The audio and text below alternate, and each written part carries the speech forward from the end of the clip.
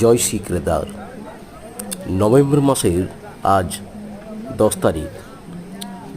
গতকাল রাত্রি কেদারনাথে এসে পৌঁছেছি।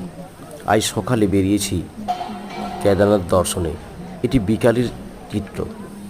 খুব সুন্দর সফল চলছে। কেদারনাথকে খুব সুন্দরভাবে আজ সাজানো হয়েছে। খুব সুন্দর লাগছে। জীবনে যত আশা থাকবে তা হয়তো পূরণ হবে না।